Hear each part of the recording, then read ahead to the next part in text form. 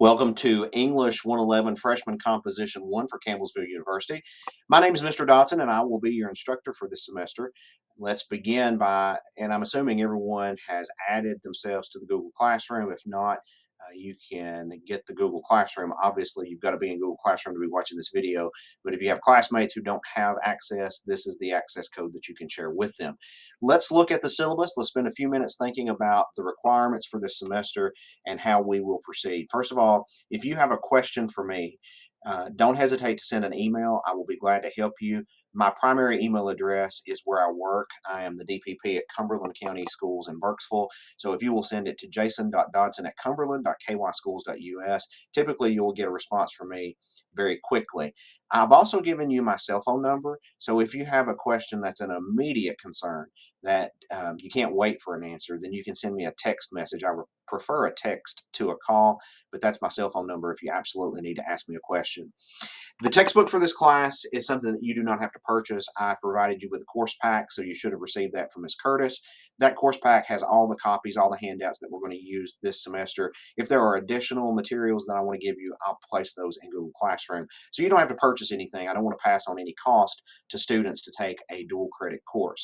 So at Campbellsville University, they actually require that you have 5,000 typed words in order to get credit for English 111. So within the syllabus, within the assignments, I have built in the fact that you're going to be writing 5,000 words. So when we get to the end of this semester, you're actually going to have more than 5,000 published, polished words that you've spent time working through the writing process. You'll also notice that my kind of slogan for this class is that we're moving writers from proficiency to effectiveness. My assumption is you're already a proficient writer by virtue of being in this dual credit class. But good writing is something that develops with good practice. So I'm of the mindset that as we practice throughout the semester, you will become a better writer and you're going to be an effective writer. So that when you leave Monroe County High School to go to whatever you pursue in post secondary education, that you're going to be well equipped and you're going to be a productive and an effective writer. So if you scroll down to the part that says course outline, you've got some definite dates and some definite units, and I adhere to this very carefully. So if you're looking to plan ahead or if you like to write things in your calendar or your planner, here you go. You've got it. You can also print this out, mark it up, check it off as you do it. Notice that the first few essays that we do are 750 words. They're going to be in MLA format. We'll cover all of that as we go. And you can see that we move through different rhetorical modes. And so the textbook is called Short Takes Model Essays for Composition. So during the description and narration unit, we're going to be reading models of good description, good narrative techniques. And then in the assignment for essay one, you're going to emulate those skills. And that's how I will score you based on your ability to use the things that we've talked about in class. And so we will be reading a novel for Unit 3, The Kite Runner, and I will provide you with that text. And then we get to a 1,000 word essay in Unit 4, which is the major paper here is writing an argument.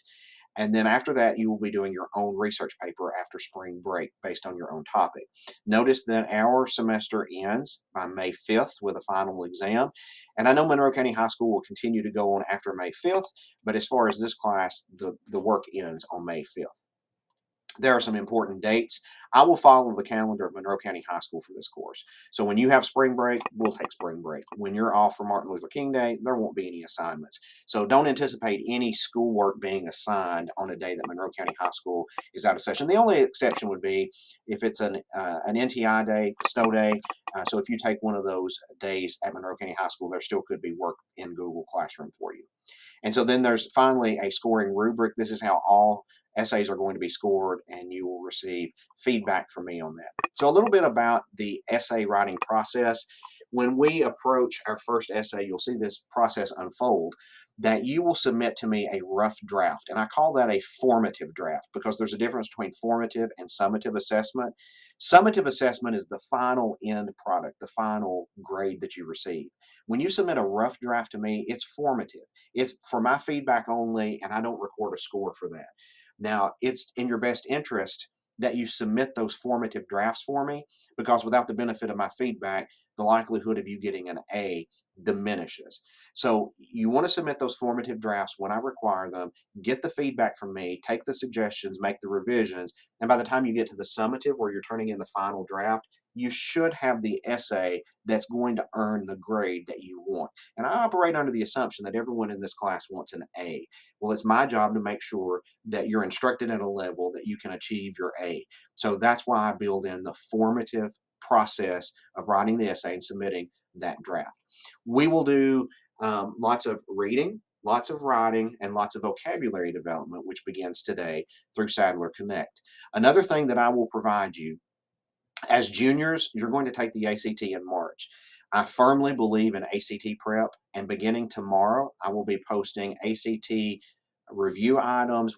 You'll notice in your course pack at the very end in supplemental resources, you have a complete practice test. I'm going to walk you through ACT prep between now and March to make sure that you're absolutely prepared to get the best possible score in English and reading on the ACT, which if you take that seriously and if you work hard at it, I think we can move your score a few points. So that's a real big benefit for you in this course. All right, let's talk about vocabulary. I am an advocate of building vocabulary because if you don't have the right words, then you can't express yourself clearly. Having an expanded vocabulary gives you more tools in your toolbox to use the most precise and most accurate words in your writing and in your speaking. So, this is part of becoming a better student, if you will. So, let's look at Sadler Connect. You should have been able to log into Sadler Connect. And in Sadler Connect, you should see an assignment. Mine's going to look a little bit different from yours. And Unit 1, I want to begin with definitions and pronunciations because knowing the words is one thing, being able to pronounce them is quite another. So, the way will work is we're going to go through these words today. You have an assignment that asks you to do completing the synonyms and antonyms. I'd like for you to have that done by class on Thursday. On Thursday, the video I post will be a review and give you preparation for the quiz. And then on Friday, you're going to take a vocabulary quiz in Sadler Connect. It will just be open on Friday. So if for some reason you miss school on Friday and you don't log on to Sadler Connect, you'll need to send me an email explaining why you've not taken the quiz. This will be your first grade in this course, and it will be worth 40 points. Okay, so here are the words. There are 20 words in this unit. The first word is acquisitive. It's an adjective and it means being greedy or able to get and retain things very easily. So just make sure that when you're using the words, this is an adjective, that you use it as an adjective. And here's a tip for you when you're working on synonyms and antonyms. A word can only be a synonym for the same part of speech. So the synonym for acquisitive is not going to be a noun or a verb. It also has to be an adjective. Second word is arrogate. It's a verb. It means to take without right. The third word is banal. It means something that is worn out, hackneyed, trite, overused, and it's lost its originality. The next word is belabor. It's a verb. It means to overwork, to maybe discuss an idea so long and at such a great extent that it loses its meaning. Carping. The word carping here means finding fault, being very nitpicky. Now, you might say, well, belabor and carping sound a lot alike. Well, notice how they're different. Belabor is a verb. You might belabor a point, but carping is an adjective. You might use it to describe someone as having a carping personality. So just notice that there may be some similarities in the meaning, but how you use those words is going to depend on the part of speech. Coherent is an adjective. It means sticking together. If I say that your essay is coherent, it means it's logical and it has transitions. It sticks together. The word congeal means to come together and to form into not necessarily a liquid or a solid state, but somewhere in between. Think about gelatin, jello. Jello congeals after you place it in the refrigerator. Emulate is a verb that means to mimic. Now, you may be familiar with the word imitate with an I. Emulate with an E carries a specific connotation. It means to copy the good qualities of someone. So if you emulate someone's behavior, it's usually for a good purpose. So it has a positive connotation.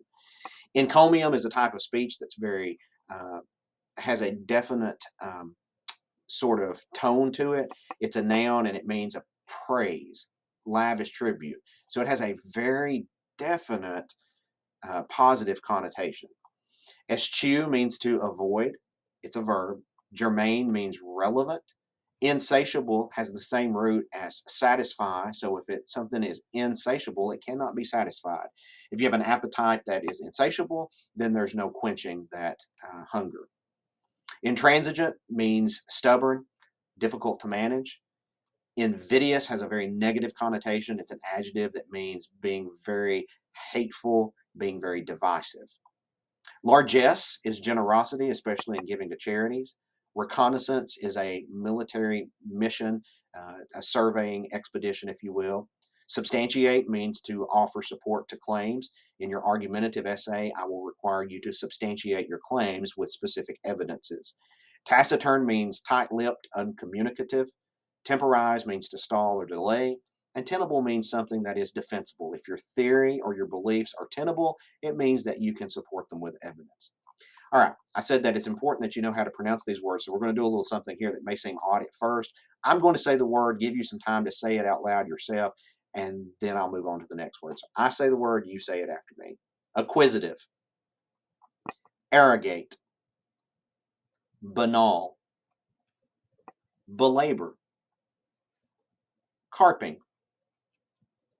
coherent, congeal, emulate, encomium, eschew, germane, insatiable, intransigent, invidious, largesse, reconnaissance, substantiate, taciturn, temporize, tenable. Okay, so those are your words. In your Sadler Connect assignments, you should see that you have, let me find it for your class, right here.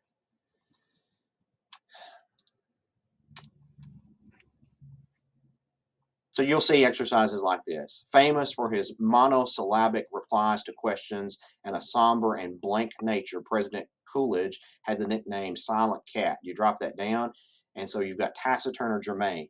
So if he is monosyllabic, means it doesn't use a whole lot of syllables, one syllable words, doesn't use a whole lot of words, and a somber sort of nature, then that would be taciturn, because taciturn means tight-lipped, uncommunicative, not saying a whole lot. So I think there are 25 items there for you to work through. And then you've got synonyms and antonyms. This work needs to be done before you take the test on Friday. So this is formative, not for a grade, for practice, for you to learn the words, because that's what I'm interested in, you learning the words. The summative, the grade that I record for you, will come in the form of the quiz on Friday. So do the work. You can't take the quiz without doing the work, so don't try that. And the quiz will open for you on Friday. All right, let's switch gears now. And if you'll notice here, every day I'm going to post, and it's going to be labeled Unit 1, Day 1, and the day's date. So tomorrow will be Unit 1, Day 2. So you can keep up and go back and watch videos if you've missed out on something. So we've talked about the course introduction and the syllabus. We have previewed the vocabulary, words, and the pronunciation. And now we're ready to look at your course pack. So in your course pack, you have an essay called The Bridge. It's a really short essay, and it's written by an author named Jason Holland. And I don't think it's the same Jason Holland that Jack that you know. So this is in a college textbook, but it is written by Jason Holland. And so this is an example of descriptive writing. So what you're going to find in descriptive writing is that it tries to recreate some sensory images for you. And imagery is all about recreating the five senses. So you're going to see it, you're going to hear it, you're going to smell it, you're going to taste it. All of those things, you're going to feel it. All of those things associated with sensory imagery is going to be included in this very short essay, The Bridge. So here's what I want you to do for tomorrow. I want you to read the essay, and as you read, I want you to read actively. That means read with pen or pencil in hand, and I want you to annotate as you read. So mark your observations, underline things that you think are key phrases, key words, because tomorrow is going to be a discussion, if you will, over the bridge. At the end of the bridge, you've got 10 questions: organization and ideas, technique and style. And those are going to lead you through an analysis of the essay. I would like for you to, in a Google Doc, answer those 10 questions. So you're going to prepare answers to those 10 questions, have those ready by class time tomorrow. And tomorrow's class, which will be posted here, is Unit 1, Day 2, January 10th, will be a conversation about those ideas because it will help you work through the essay and understand the parts of effective descriptive writing that you're going to in turn emulate. Here's a vocabulary word for essay 1. All right, so that's the work for today, is to begin work in Sadler Connect on vocab 1, read Jason Holland's The Bridge, annotate it as you closely read it, and then answer the 10 questions. You do not have to submit those questions to me in Google Classroom. I want you to have them done and ready for class tomorrow so that you're prepared for that discussion.